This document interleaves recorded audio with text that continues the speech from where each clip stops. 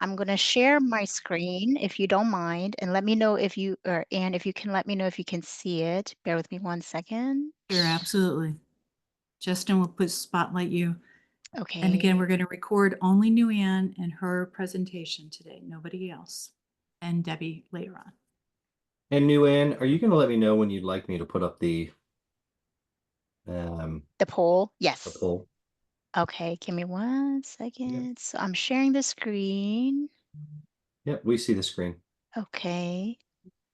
And then do you see the presentation now too? We do. And we see it's your presentation slide. Yep, let me switch it. Is this better? There we go. Yep, that's it. Okay. Alrighty. And you can still hear me, yes?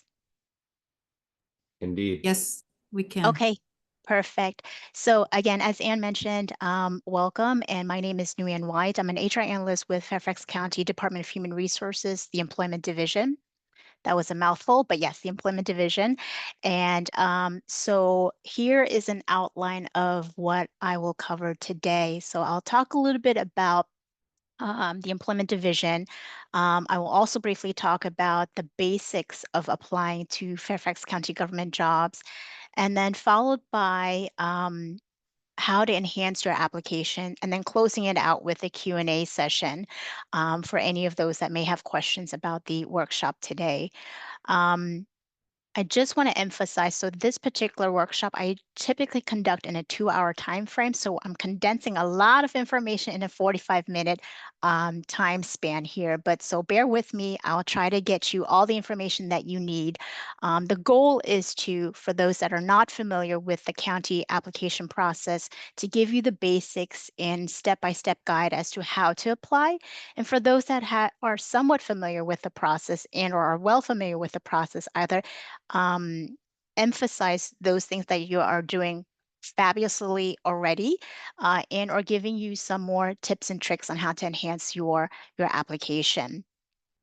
So starting it off with a little bit about the Employment Division. So we're responsible for the core services of job announcements, recruitment, selection for all of the county's open and promotional job vacancies. Our division itself, we have 12 HR analysts servicing or supporting 52 agencies across 321 locations. On average, the county receives over 140,000 applications per year. And here at the bottom, you'll see our stats at a glance for FY24.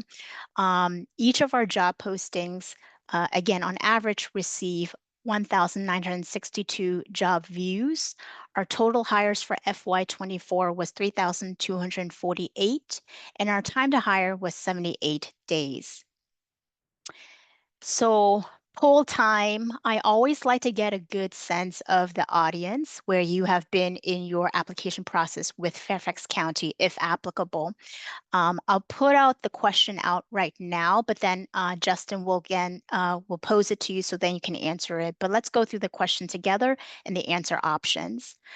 The poll question is, which statement best applies to you as it relates to applying for jobs with Fairfax County government within the past year? A, I have not submitted an application. B, I submitted an application but was not placed on a referral list. The referral list here with the county is essentially a short list of the top 10 to 15 best qualified candidates that the agency, or hiring agency, I should say, will use to further consider applicants or candidates. C, oops, I submitted an application, was placed on a referral list. Or D, I submitted an application, was placed on a referral list, and was interviewed. So A, B, C, or D. If multiple answers apply, what was the last stage, the furthest stage you've gotten to? So I'll give it maybe 15 seconds. If you don't mind responding, that will be great. So again, I get a sense of our audience and where you have been within your application journey here at Fairfax County, with Fairfax County. And Nhu-An, the poll is live right now. Okay, I see that. Perfect.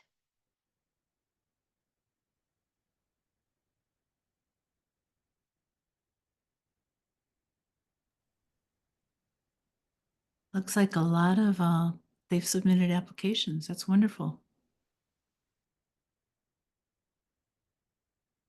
Okay, let's give it 2 more seconds. 1 and 2. So does everybody see the results? And can you see the I results? do. I do. Okay. Okay, so it looks like 86% said you have not submitted an application within the past year. So we will hopefully change that. And then the second highest was you submitted an application but was not placed on a referral list. So we'll hone in on those items and then hopefully give you some good tidbits.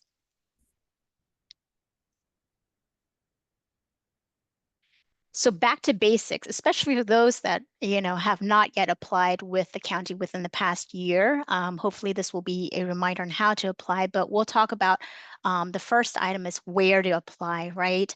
There are 2 sources of where you will be able to access our job postings. And the first is through the Fairfax County website, www.fairfaxcounty.gov. And the second is through government jobs, which is governmentjobs.com/careers/Fairfax County. If there's anything you want to memorize of the 2, definitely memorize the Fairfax County website because that will feed in and transfer you to the government jobs website where you'll see all of our job postings. And for visualization purposes, especially those that haven't applied recently, this is what the Fairfax County website will look like when you go to our main page. On the main page, you will click on Jobs, and that will take you directly to our jobs webpage. And this is what the jobs webpage will look like. And you'll see a list of items that you'll be able to select from, such as current openings, non-merit and seasonal jobs, information about our job fairs, our job previews. You'll also have links to our hiring process overview and then application guidelines and tips. When you click on the current job openings, and as I mentioned before, that will take you directly to our job postings to the government jobs webpage. And this is what the government jobs webpage with our job postings will look like. A few things to note and some key items or information to note is the Fairfax County government job postings. They're posted every Saturday at 12:01 a.m. shortly after midnight. Every new job openings are posted again, Saturdays, 12:01 a.m. All of our job announcements and postings have a deadline. It is Fridays at 11:59 p.m. And our job announcements or postings are advertised for a duration of 2 weeks. For hard to fill or harder to fill positions, they may be open longer, 3, 4, etc. weeks, and so on. The reason why I want to emphasize these key pieces of information is because applicants are required to submit an online application to be considered for any of our county merit opportunities, meaning if you do not submit an application within the posted deadline, you will not be able to be considered. And secondly, you must submit an online application for each advertised job announcement that you're interested in. So for example, if this week you see an accountant 2 position with the Department of Human Resources, and then next week you see another accountant 2 opportunity, this time with the Department of, for example, purposes, the Department of Family Services, make sure you apply to each job announcement separately because each job announcement is treated as a separate recruitment process. And job applications do not transfer from one job submission to another. So again, make sure you submit an application for each of the job postings that you're interested in. This is, again, what the job listings will look like from the government jobs platform. From here, you can sort by job title, by salary, closing date, and posted date. And you can also use the filter feature right here and filter based on category, department, location, and job number. You can also use the search function by using keywords to populate positions or jobs of interest. So the first tip of the day is, for me, that I always like to emphasize to candidates and applicants is when you see this menu button right here, when you click on that menu button, again, my first tip of the day is to set up job alerts.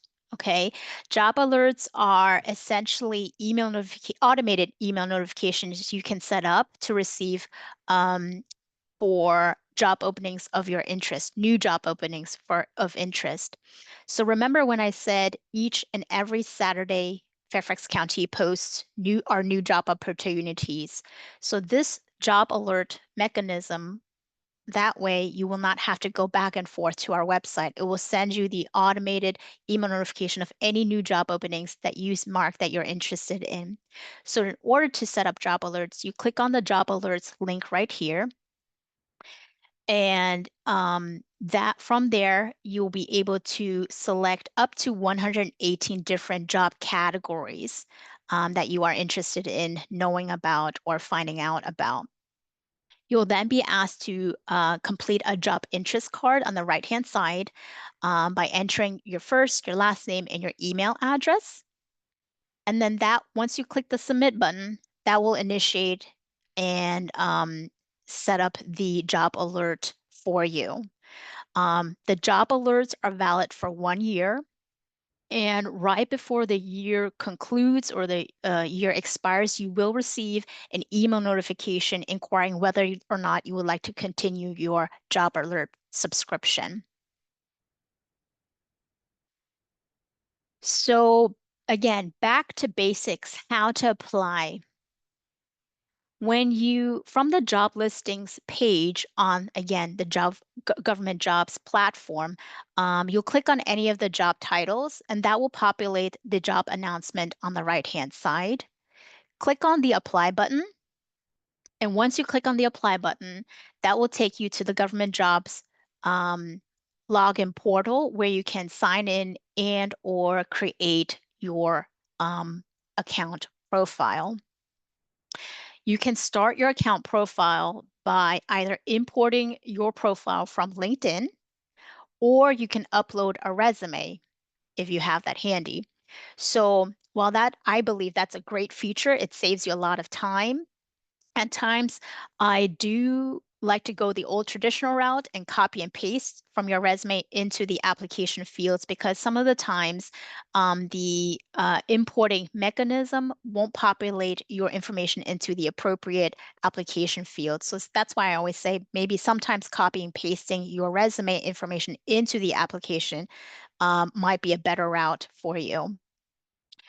In order to complete the application profile, these are the items that you will need to complete on your end. So your personal information, your work history, your education, additional information, references, attachments, and questions. Once you complete all of these categories, some being required, others being optional, you will then need to certify your application by clicking the accept and submit button. So just make sure you do that. Otherwise, your submission will be incomplete if you don't hit the accept and submit button. Once you click on that button, you will receive an automated email notification confirming receipt of your application. So next up, we have enhancing your application, how to comb through and get through the application process. The first, I should say the second tip of the day, I would say, is review and study the job announcement. Sounds a little bit too easy, right? Review and study the job announcement. But the reason why we always mention and say to review and study the job announcement is because job announcements are essentially or practically a roadmap of the job.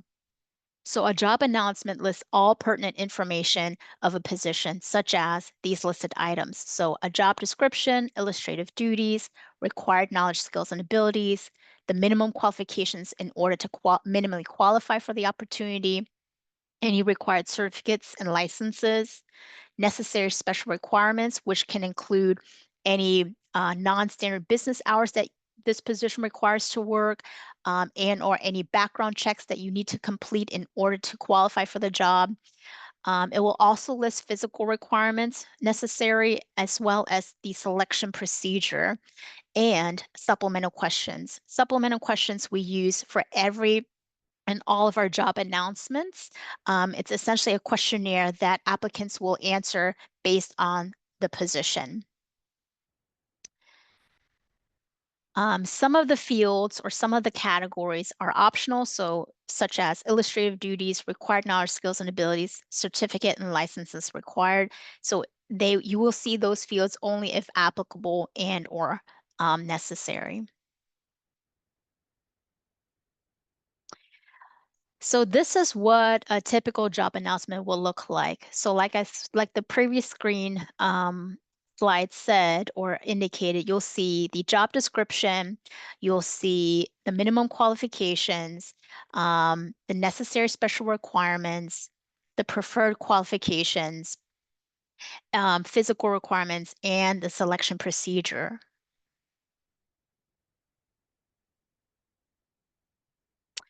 Now, when we say really study the job announcement, make sure you really take the time to read through the job announcement. Um, Perhaps even use a highlighter or whatever method you'd like to hone in on, or use to hone in on key items. If any of those items are reflective of what you possess, whether it's experience, skill, education, training, etc., make sure you include the respective information in your application.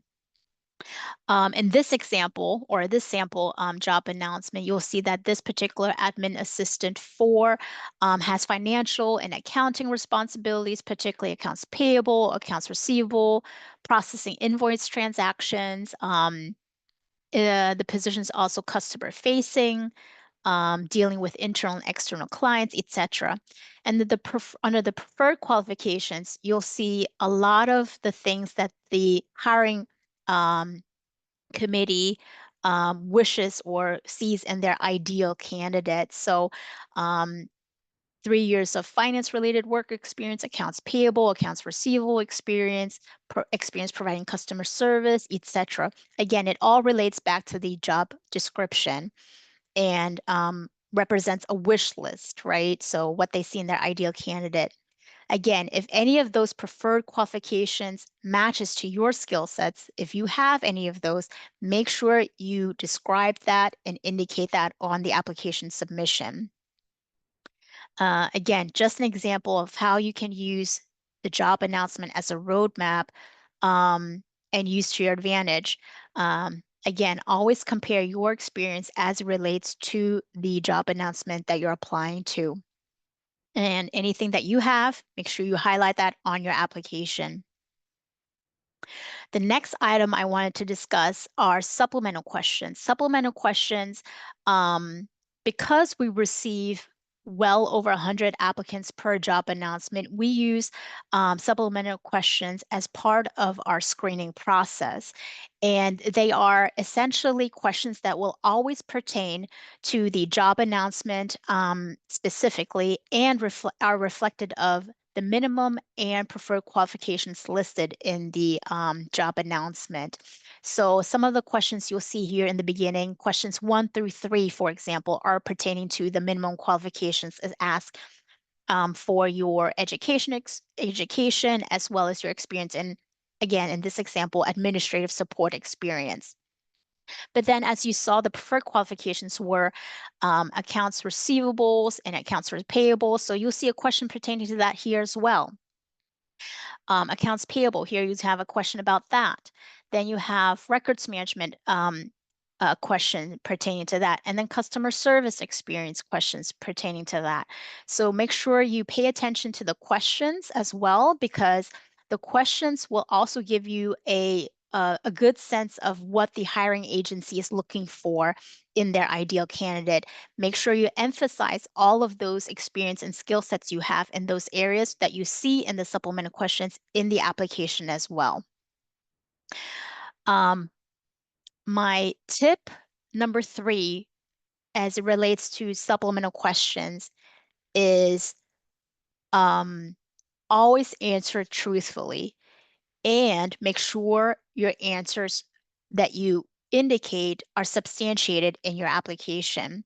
So those applicants that do not answer truthfully and who do not match their application to their some of the questions answers, they will quickly find out that they may not move forward in the process, because here at the county, we actually have, like I mentioned, 12 HR analysts. They actually comb through your application and make sure and audit that what you put on your application matches with the experience that you say you have. So again, make sure you answer the supplemental questions to the best of your abilities, as accurately as possible, but also, again, make sure those answers that you provide are substantiated in the application that you're submitting. So next up is enhancing your application. A few tips. Some of them are reminders. Some of them are self-explanatory, but we highlight these items only because we see this predominantly happen with applicants as they're submitting their candidacy for our positions here. Like I said, and I think I've pressed this too much or already, but use that job announcement as your roadmap. Read it thoroughly, um, mark everything that you have and compare it to the job announcement. Just a tip, you definitely need to meet the minimum qualifications in order to be considered for any of our merit opportunities here. Preferred qualifications is just a wish list. And why did I say that? I read maybe a year or two ago some research study that said that 40% of women and ethnic minorities are less likely to apply if they don't meet 100% of the preferred qualifications. And to that, I say baloney. You do not have to meet 100% of the preferred qualifications. It's obviously nice to have. If the more preferred qualifications that you have, obviously the better and more qualified the hiring panel will find you. But don't self-disqualify. If you only meet a few of the preferred qualifications, still apply. Put your hat in the ringer, because every recruitment is a different process. You'll be applying against different applicants with different skill sets. So, just use that preferred qualifications and look at it as a wish list. You don't have to meet it all. The more the better, obviously, but even if you only have a few of those preferred qualifications, again, put your hat in the ringer and submit your application. There's, again, a difference between minimum qualifications and preferred qualifications. As long as you meet the minimum qualifications and you're interested in the opportunity, just try anyway. Be specific and provide details. What do we mean by that? Don't just say what you do, but describe what you do, and and also have and put on or include the accomplishments that you have had within the current and or past employers. So give us context and give us a good understanding of the scope of work that you have provided. Do not use acronyms, only because acronyms can mean different things for different industries and different areas. So spell out any acronyms that you currently have on your resume. You can still put in acronyms in parentheses, but spell out the acronyms that you currently have. Just again, because acronyms can mean different things in different industries. Always, my emphasis on this is very strong. Always include any relevant experience, whether it's paying or non-paid experience. Volunteer experience we also include, as long as it's relevant to the position that you're applying to. So don't shortchange yourself. Make sure you include any volunteer and or non-paying experience on your application. Please always double check spelling, grammar, and punctuation. I can't emphasize this enough. While it's not a deterrent, a lot of the feedback that we receive from hiring managers, or comments, I should say, from hiring managers is that they're sometimes discouraged because people don't do their due diligence. They don't double check their submissions. So is it really a job they want? Are they really detail oriented? So make sure you always double check your spelling, grammar, and punctuation when you submit your application. Just a reminder, and I can't emphasize this enough, always respond to the supplemental questions truthfully to the best of your ability and match your answers to your application. Because again, there are 12 HR analysts here within the county that are matching your application with the answers that you are submitting and passing you on accordingly. One size does not fit all, so tailor your profile. And by that, we mean if this week you apply to that accountant two position with the Department of Human Resources, and next week you see another accountant two position with the Department of Family Services, tailor your profile that you're submitting, your application that you're submitting to those respective job announcements, only because one size does not fit all. Each job announcement is different. Each hiring agency has different preferred qualifications. So you want to tailor your application to match the respective job announcement that you're applying to. And then lastly, we've seen this not not as quite often anymore, but we still see a few. Make sure you fully complete your applicant profile. Don't just submit an application with an attachment, because the county here, we do not review any attachments or resumes. Attachments can be used as supplemental information, but the official documentation that Fairfax County uses in order to review and screen your candidacy is the actual application that you're submitting, not the attachments or any attachments. So the next couple of items that I wanted to touch on are some items that we just want to make sure applicants are aware of and know of in order to, again, make sure that your application is up to date and will be processed accordingly or reviewed and processed accordingly. So talking a little bit about equivalencies for education experience. So many of our county positions that you'll see have in the minimum qualifications any combination of education experience and training equivalent to the following. Unless otherwise specified in the job announcement, and when considering a job, whenever you see this verbiage, the any combination of verbiage, that means that our education and experience equivalencies will apply. So, for example, if you see a job announcement that says any combination of education, experience, and training equivalent to, let's just say, a bachelor's degree and 3 years of experience in XYZ, this means that you do not necessarily have to have a bachelor's degree in order to meet the minimum qualifications, as long as you have and possess the equivalent relevant professional level experience, and vice versa. You do not have to have the specified years of experience as long as you have the equivalent education.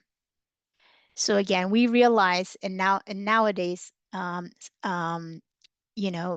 everybody has the means to complete a 4-year degree or a master's degree or a doctorate degree, whatever the case is. So that's why we have this particular verbiage in there.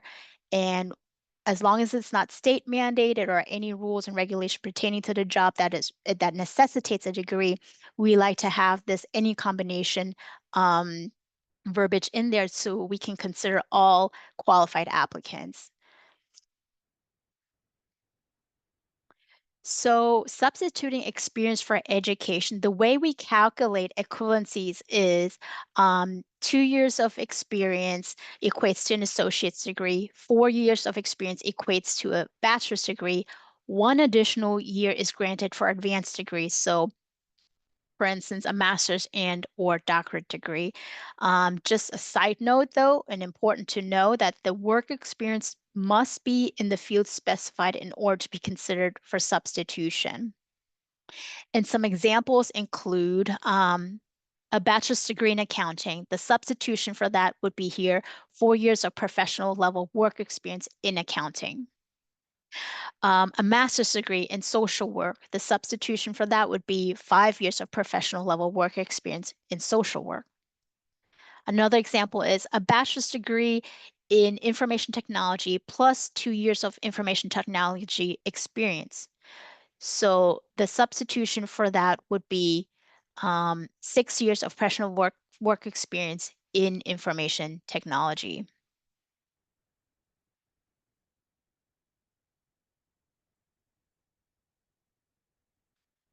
Um, So continue on substituting experience for education. Some of our positions may, instead of a degree or bachelor's degree, master's degree, etc., they may require some college credit hours. So for that, we have the equivalencies here listed as well. So 1 to less than 2 years of experience would equate to 45 quarter hours or 30 semester hours. 2 to less than 3 years of experience will equate to 90 quarter hours and or 60 semester hours. 3 years to less than 4 years of experience equates to 135 hours of quarter hours or 90 semester hours. And then lastly, 4 or more years of experience would equate to 180 quarter hours and or 120 semester hours.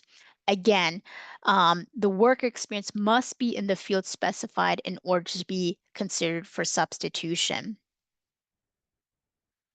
Now, vice versa, again, the reverse applies to substituting education for experience. And the way we calculate education for experience equivalencies is the same. So, but just the reverse. If a degree that you have is unrelated, 60 semester or 90 quarter credit hours may be counted towards 2 years of experience. So here is an example. Of a transportation planner, the minimum qualifications for a transportation planner too. Any combination of education, experience, and training equivalent to the following: graduation from an accredited four-year college or university with a bachelor's degree in civil engineering, urban, regional, or transportation planning, or a closely related field, plus 2 years of professional experience in civil engineering, urban, regional, or transportation planning, or a closely related field. So let's get a scenario. Jane Doe has a master's degree in urban planning, but only 1 year of experience in transportation planning. Does Jane meet the minimum qualifications for the transportation planner 2 position? If you want to put that in the chat, I don't see the chat right now, but Anne, if you could let me know what people are responding, Sure. if they're responding. And if you could actually ask that question again so people can put their answers in chat, that would be great. Yeah, sure. In the chat, you said? Yeah, just say it out loud what your question is, and then Oh, people will sure. put their answer. So you see the example of the minimum qualifications for a transportation planner 2 here. And the scenario is Jane Doe has a master's degree in urban planning, but only 1 year of experience in transportation planning. Does she meet the minimum qualifications for the transportation planner 2? This is my test to see if you guys are paying attention. We have a no, we have a yes, we have a no, we have a yes, no, Okay. yes. It's We okay, have split. So maybe I didn't, okay. some yeses. Okay, so looking at the minimum qualification, a four-year degree is required in those fields, and 2 years of experience is required in those fields. So it equates to 6 years in total. Jane has a master's degree, which equates to 5 years, and she has 1 year of experience in transportation planning. So the master's degree, 5 years, equates to 5 years because it's related, and then 1 year within the required experience. So the answer is yes. To any of those that answered yes, you were right. Jane does meet the minimum qualifications. Again, the related master's degree equates to 5 years of experience, and she has the 1 year of relevant work experience, which equates to a total of 6 years of experience, which is required. Another item we wanted to cover or make sure we cover is the education piece within the application. So um, this is what the fields for the education section looks like in the application in itself. And you will enter the type of school, the name of the school, country, city, state, um, province, etc. in the fields here. The main item I always want to highlight is make sure you mark whether or not you have graduated, okay? Whether or not you've graduated, yes or no. If you graduated, great. That just confirms that we can, proceed and review your application accordingly. But if you did graduate and you didn't answer the question, we may not be able to pass you on depending on the other items on your application if you don't answer it accordingly. So make sure you answer this whether or not you graduated question accordingly with a yes or no. For those candidates that may not have a degree yet, but are in the process of obtaining a degree or went back to college to obtain a different degree, whatever the case is, again, we do credit you for some college quarter or semester hours as long as it relates to the position that you're applying to.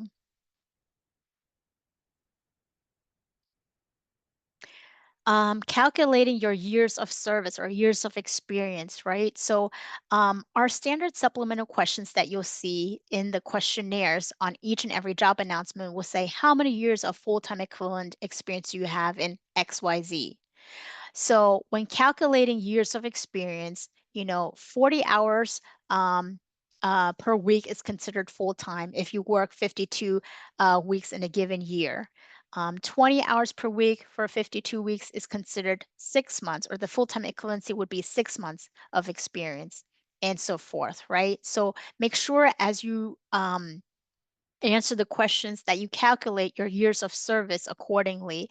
The reason why I'm highlighting this is because when we, HR analysts here at the county, when we are reviewing your application, under your work experience and history, you as an applicant, you'll be asked to specify the dates of employment, but also the hours worked per week. And again, that is the information that we use to calculate your full-time equivalent years of service or years of experience.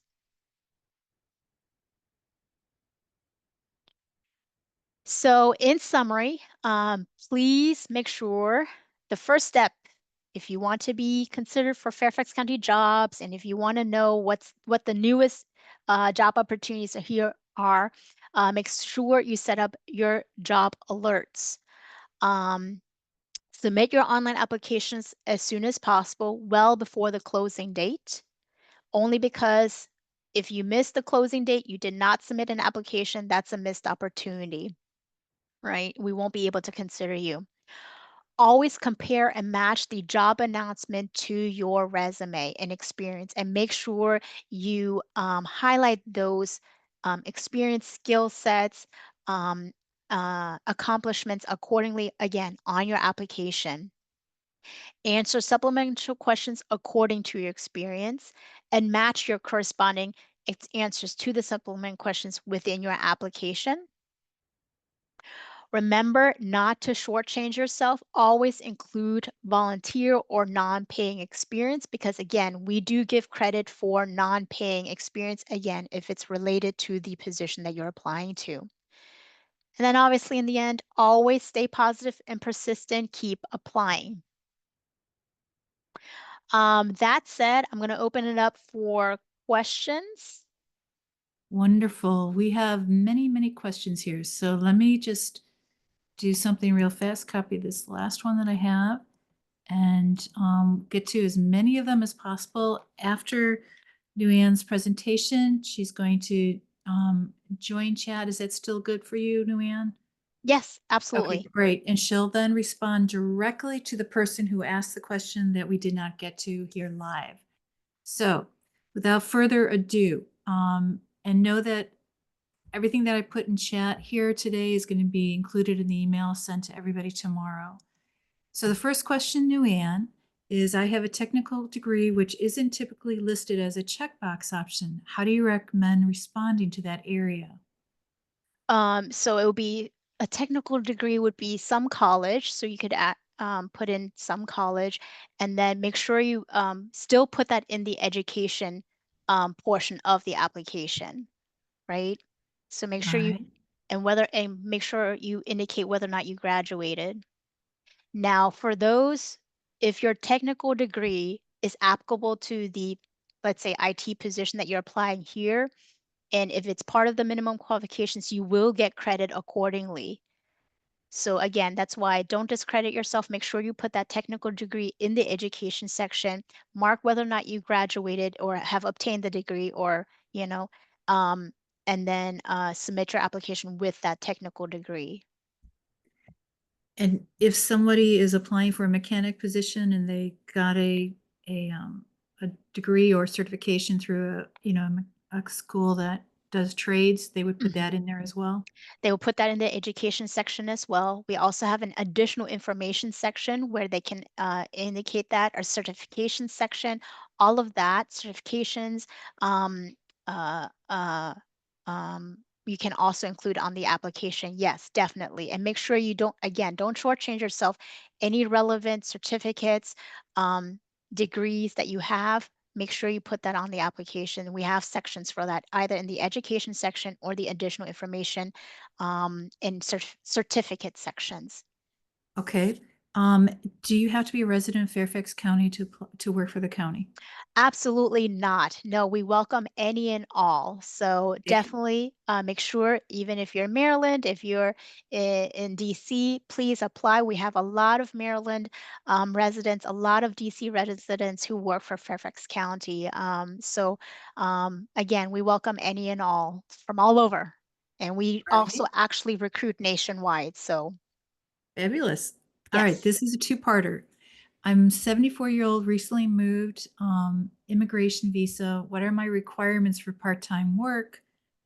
And do you have to be a citizen of the US to work for Fairfax County? So you don't have to be a citizen, but you do have to have work permit, obviously. The county, we do not sponsor. So however you do that on your end, we just need proof that you are eligible to work in the US. Okay.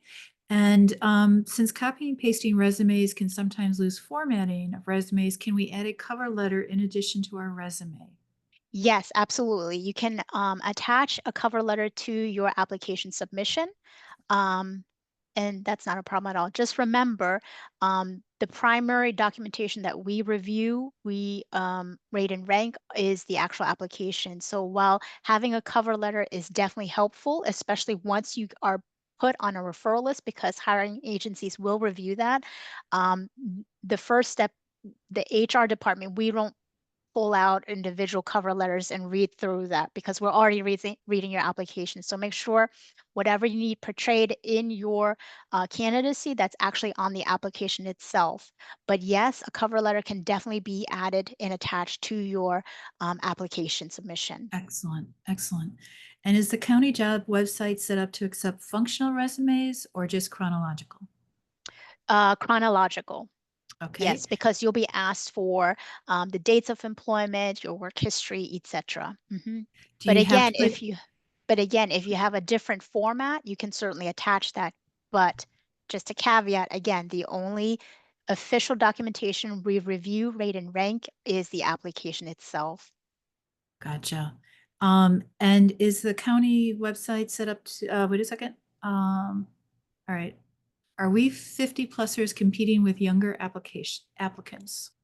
Yes, so any and all ages are competing against any and all ages, I say. So we don't have a special page for only 50 and plus, unfortunately, because that would be discriminatory to the younger applicant pool, right? And vice Okay. versa. So any and all applicants interested in employment with Fairfax County, we have one portal, we have one applicant tracking system that tracks and houses all applicants in one system. But no, we don't differentiate um, age categories. No, we truly base it on qualifications. Okay, and this is a two-parter. Do you use an ATS system? If you Mhm. do, what are some effective tools to tailor the resume to the job application to make it through the ATS system?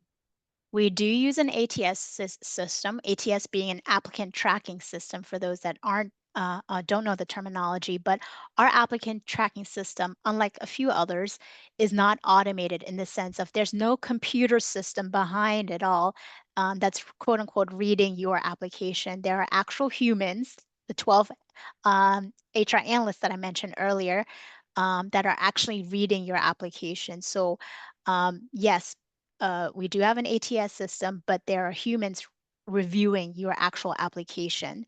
So, and that's why we use those supplemental questions or a questionnaire for each of in every of our job postings. So we can dwindle it down to the quote unquote best qualified, depending how you answer the questions.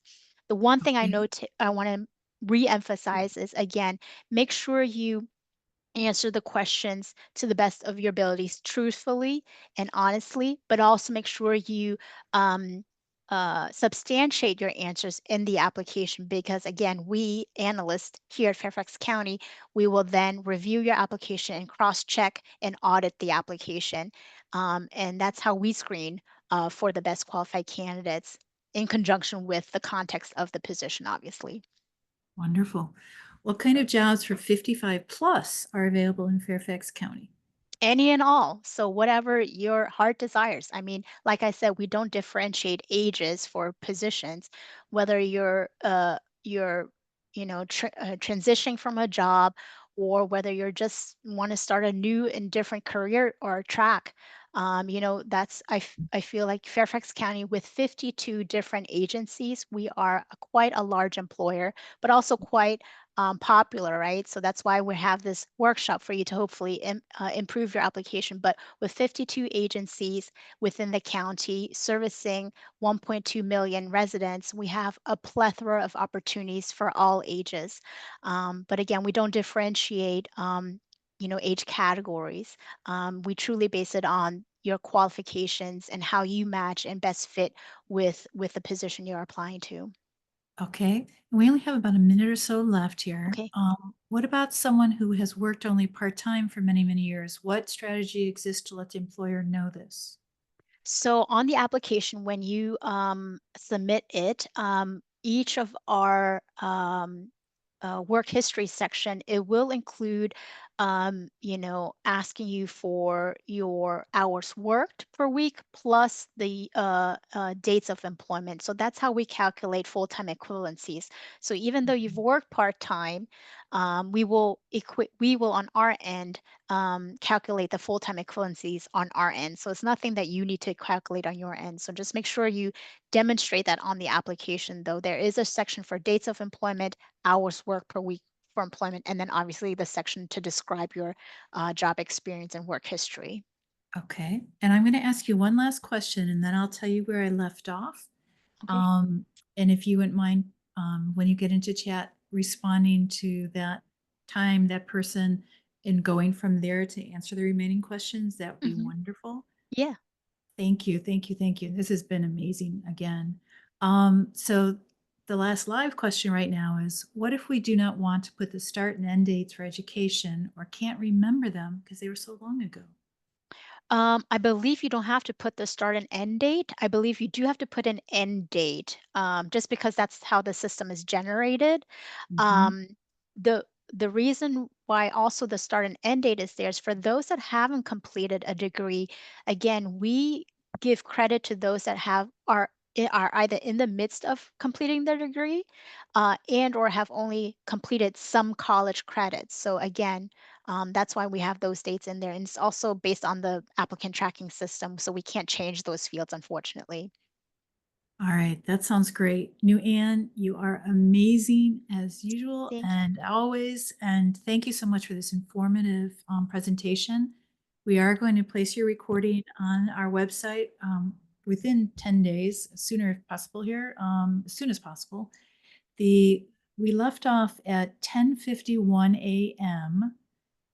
and the initials of the person, because we don't say the names when we're recording, is DC, and that's 10:51 a.m. And they talked about working in India. So that's the question. If you could go from there, and everyone, Nhu-An is going to respond directly to the person who asked the question. Her presentation from April 2024 is currently on our website. When this particular recording gets screened and edited, or if we need to, then we'll remove it and replace it with, we'll remove the old and replace it with the new one here. So just as an FYI. Thank you. And again, if you have any questions right now for Nhu-An, put them in chat, but directly to Nhu-An. Don't say everybody, because we have another workshop speaker coming up. So questions for Nhu-An from here at this point is Nhu-An White, and she's with Fairfax County Government. And we'll go from there. Again, thank you. It was a pleasure seeing you today. Thank you all. Thank you all for having us. Thank you, Nhu-An.